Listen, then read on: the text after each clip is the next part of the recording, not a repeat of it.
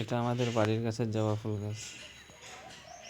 এই গাছটি আমি বাড়িতে বড় মাকে নিয়ে এসেছি, তো সেই জন্য এই গাছটি আমার লাগানো বিশেষ করে। তো গাছটিতে মাঝে গরমকালে ভালো ফুল দেয়, ফুলের সাইজটাও ভালো হয়, তো সেই জন্যই গাছটি লাগানো বিশেষ করে মাকে পুজো দেওয়ার জন্য।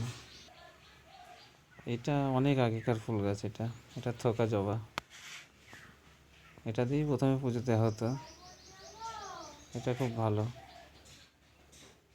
ভালো লাগে বিশেষ করে আমার।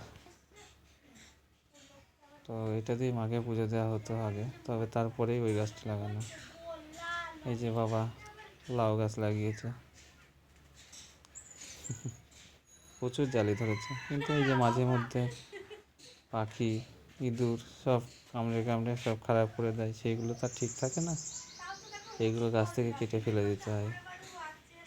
তাছাড়া এমনি প্রচুর জালি হয়েছে, খেয়েওছে প্রচুর। কী করা যাবে, এইভাবেই চলছে আমাদের। এটা আমাদের বাড়ির মাঠ। এই যে মাঠ, মাঠে আমাদের যাচ্ছি। মাঠে যাওয়ার রাস্তা এটা ঘরের আমাদের পেছনে। বাগান, কি খুব সুন্দর। ভালো একদিকে। এই যে এখানে এই যে রাত্রিবেলা সব বদমাইশ দল সব বাঁধে কুকুর, থাকে। এগুলো এই একটা সবসময় আমাদের বদমাইশ। ঘরের পেছনেই থাকে এখন। আইটেম নিচ্ছে। হুম। উঠাই, আয় উঠাই, ওই যে এসে গেছে সব, এসে গেছে। এই যে এসে গেছেন সব। হ্যালো, এখন কিন্তু একদমই করবি না তুই।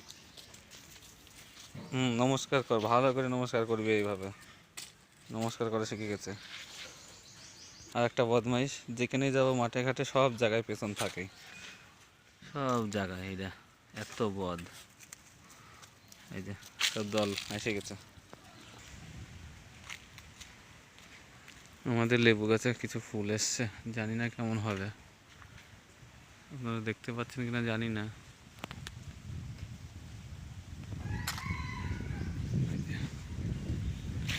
আমাদের মাঠ, একটা পেয়ারা গাছ লাগানো হয়েছিল কতদিন আগে।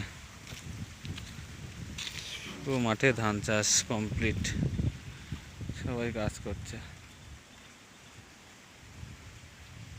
দেখুন বন্ধুরা, কি সুন্দর।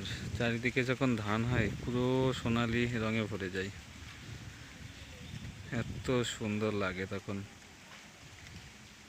এই দুটো খেজুর গাছ, শীতকালে ভাবলাম কাটবো, আর কাটা হলো না। এদিকে যাই,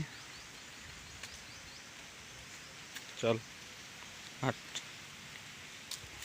সব বাড়িতে রাত্রি হলে এত চিল্লাই, আর কি বলবো। আমাদের বাড়ি যাচ্ছি এখন।